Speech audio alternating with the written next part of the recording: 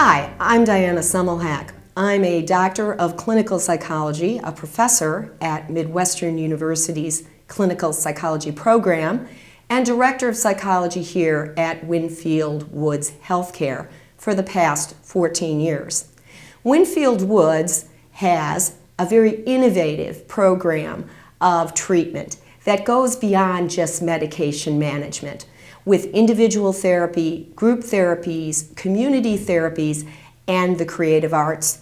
We seek to help develop severely mentally individuals into their true selves. Yes, to seek self-actualization, not just warehousing these individuals in long-term care facilities. One of the outcomes of many years of therapy here, doing therapy here with individuals, has been the development of Winquest Theater Company, a company which has produced not only The Rite of Spring, Mary Poppins, The Sound of Music, but truly has crescendoed into the drama world with a unique production of The Mind of Lincoln, Brilliance and Melancholy. This show, as you'll see in a minute, depicts one of the greatest presidents in the United States and his triumph over mental illness, as many of the patients here have triumphed over their mental illness through therapy, through peer interaction, through family interaction, and most important of all, through the creative arts. So with that, The Mind of Lincoln.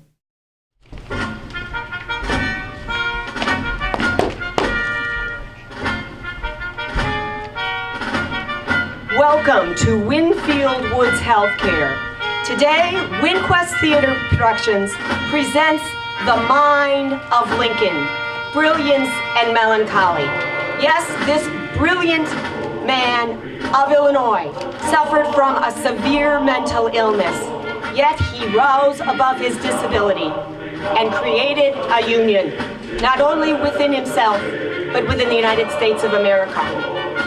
Many great men, from Einstein to Edison, women such as Virginia Woolf have suffered and made great creations, still had a mental illness.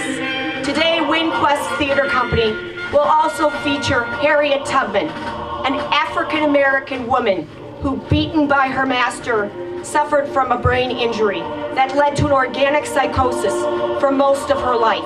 Yet she managed to free over 1,000 slaves. So with that, let us enter into the mind of Abraham Lincoln, a man of Illinois, and a man we present today.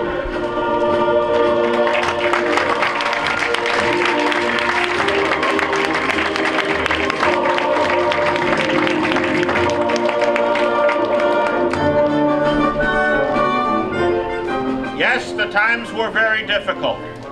Not only was the Civil War raging, but there was an inner battle in the minds and hearts of Mr. and Mrs. Lincoln, following the death of their beloved son Will to typhoid fever. Mrs. Mary Todd Lincoln, a sensitive soul, was terribly distraught over the death of her son Will and the stresses of being in Washington. She was never the same after his death, never the same, and her sanity questionable. As for Mr. Lincoln, a brilliant but a melancholic soul, he too had been torn apart by the death of his son and many other losses in his life. Forever under the stress of the raging trials and tribulations of the never-ending war. As the Civil War raged on in the country, Lincoln was besieged by despair, gloom, and possible doom both for himself and the nation. Oh, my Lord, this gloom and possible doom, both for myself and the country. The pain of this darkness and beastly disease of mind called depression. But no, I will not surrender myself, nor my country. I will instead climb up, head, arms, and legs from the pit of despair. And now the Suicide Soliloquy, an unsigned poem thought to be written by Abraham Lincoln himself, published in a Whig newspaper in Springfield, 1838. Here where the lonely hooting owl sends forth his midnight moans, fierce wolves shall o'er my carcass growl, or buzzards pick my bones. No fellow man shall learn my fate, or where my ashes lie, unless by beasts drawn round their bait, or by the raven's cry. Yes, Mr. Lincoln walked a difficult and personal melancholic path characterized by loss, sadness, and despair. While he was victorious in saving the Union, his own life was lost to an assassin's bullet, as was truly the sanity of his wife, Mary Todd. And yet the brilliance of this great man, fueled by despair, led to great accomplishment.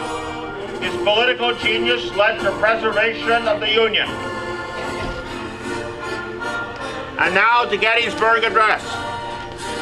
407 years ago, our sovereign forth on this continent, a new nation, conceived in liberty and dedicated to proposition, all men are created equal. And now the Pledge of Allegiance. I pledge Allegiance to the flag of the United States of America and to the republic for which it stands, one nation, under God, indivisible, with liberty and justice for all.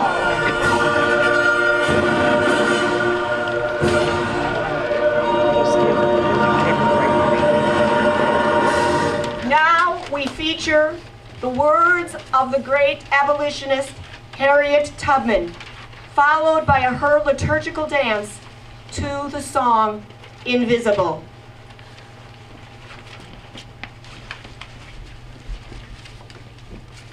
I'll free 1,000 slaves.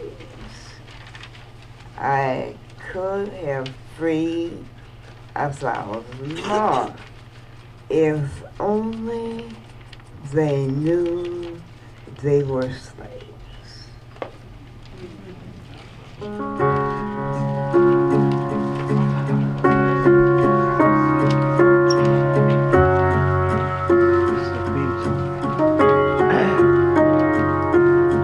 Crowded hallways of the loneliest places, the outcasts and rebels, or anyone who just dares to be different.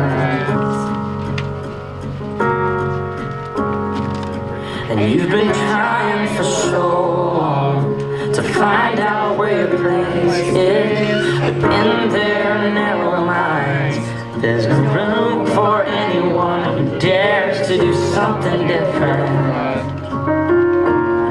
Oh, listen for a minute.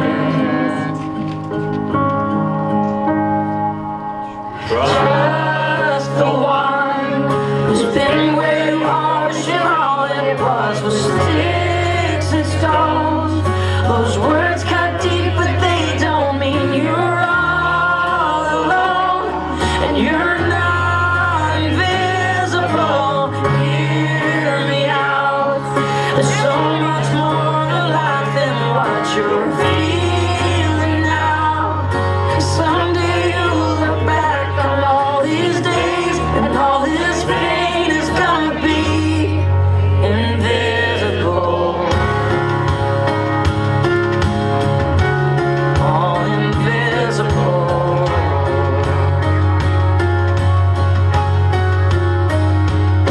So your confidence is quiet. To them, quiet looks like weakness, but you don't have to fight it, 'cause you're strong enough to win without war. Every heart has a rhythm. Let yours beat out so loudly that everyone can hear it. Yeah, I promise you don't need to hide it anymore. Oh, and never be afraid of doing something different.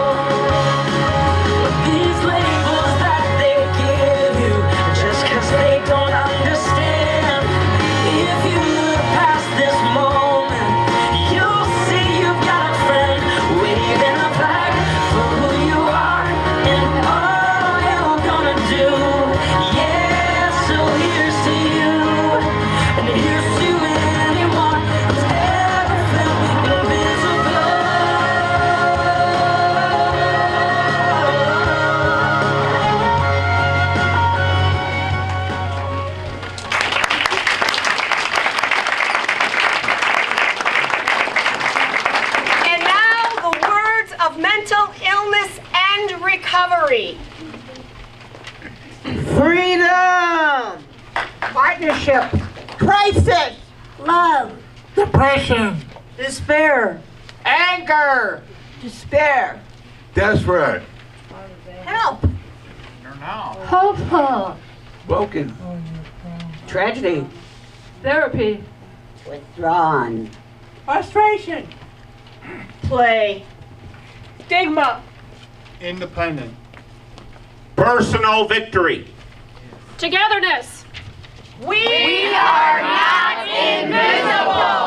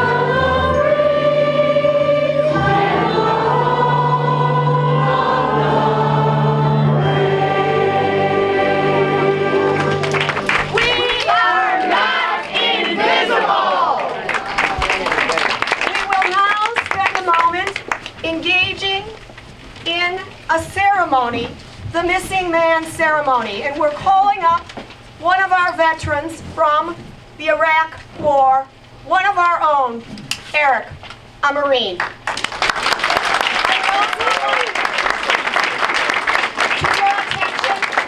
To the many veterans in the front row, from the Korean War to World War II life to Vietnam, they're here to serve as our fire force. We thank you for your service. And now, the Missing Man ceremony. Thank you. Good morning, friends, family, and honored guests. As you enter the room, you may have noticed a special table reserved to honor our missing men.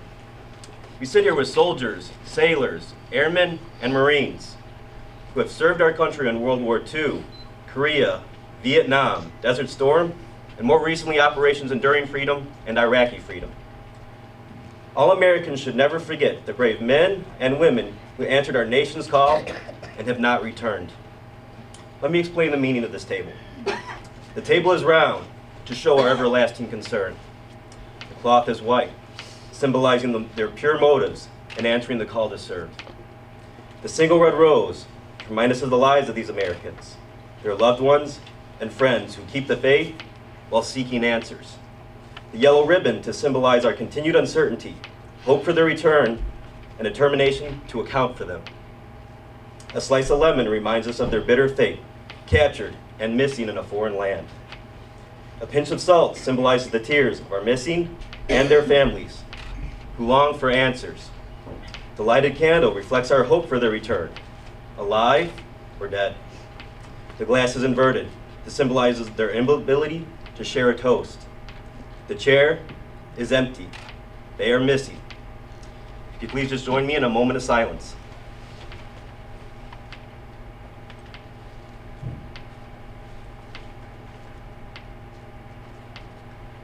Thank you.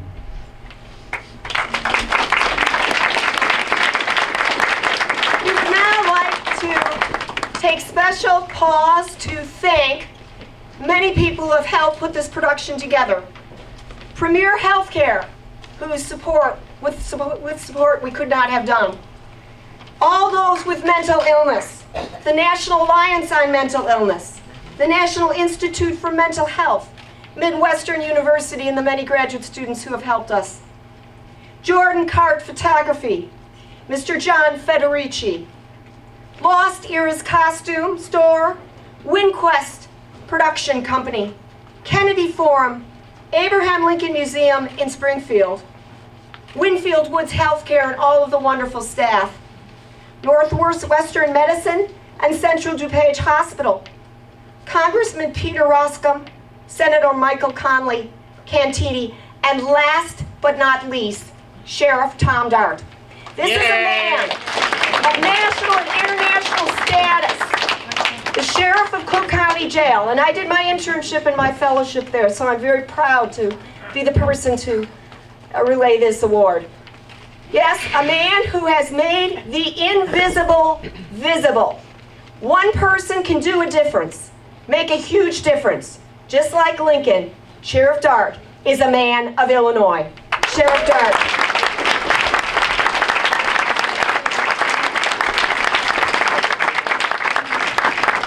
We would like to now present the award. One of our own residents, Carl Studebaker, is a tremendous fan of justice and Sheriff Dart. This is a basket of Lincoln paraphernalia and meaningful symbols of freedom. And now, Nora O'Gorman presents the award. Thank you so much.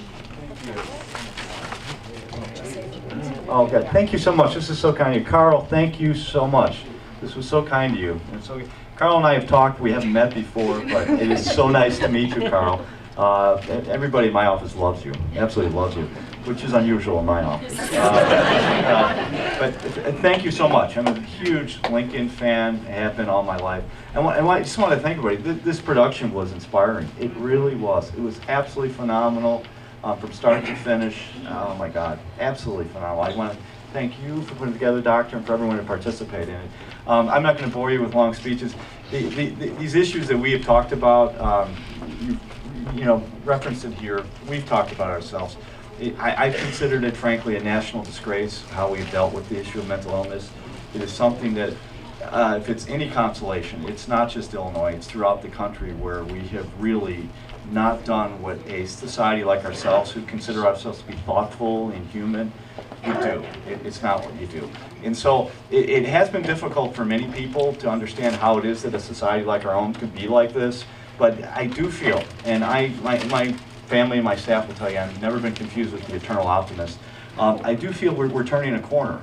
There is a heightened awareness that I had never seen before. I've been sheriff now, I can't believe this, I've been sheriff now for 9 years, which is incredible. I hope you're reelected. Oh, thank you so much. Yeah, in true Cook County fashion, I'll sign you all up to vote before I leave. But the reality is that when I first became sheriff, it was just sort of the common thing that occurred every day, that people who have an illness, nothing more, nothing less than illness, because of our society turning their back on them, we're ending up in our jail, Cook County Jail, in the thousands. I'm not talking about 5 or 10 people, literally thousands of them. And there was no thought put to it. Through a lot of caring people and thoughtful partnerships we've developed, there is a whole different mood at our place now. Our staff now are all trained, and they have been trained for years now, as advanced mental health specialists, correctional officers. I mean, people who sign up to be correctional officers now are advanced mental health specialists. And the people in my office all have gotten that training as well, which has changed not just how they interact with folks in the jail, but it changes their mindset and how they appreciate people and think of things differently. And so as a result of that, even though we didn't ask to be the largest mental health hospital in the country, which unfortunately we are, our staff now is actually equipped to do it. And so it's not just that though, but nationally, you referenced the Kennedy Forum. We have a lot of people now who have taken this issue on and have taken it on a national stage. And so there really is hope. And I never thought I'd see that. And so there is a turning going on right now. And hopefully we can get back to where we should be. Because I've referenced this before to people. You think about this. The folks that lived in the times of Charles Dickens in the 1850s, I would believe that they probably felt they lived good lives and they were thoughtful, reflective people. You think about it now, when you think of that time, more often than not, it's synonymous with people being thrown in jail because they were poor, people who were mentally ill being dumped in jails by the thousands in horrific conditions. I tell people, unless we change what we're doing, our generation is going to be that one. We were going to be the ones that people look back upon and say, you were the ones that treated mental illness as if it was a crime. You locked people up for that. What a thoughtless group of people you must have been. And I've told people, I go, we're not that way. That's not us, and we should never settle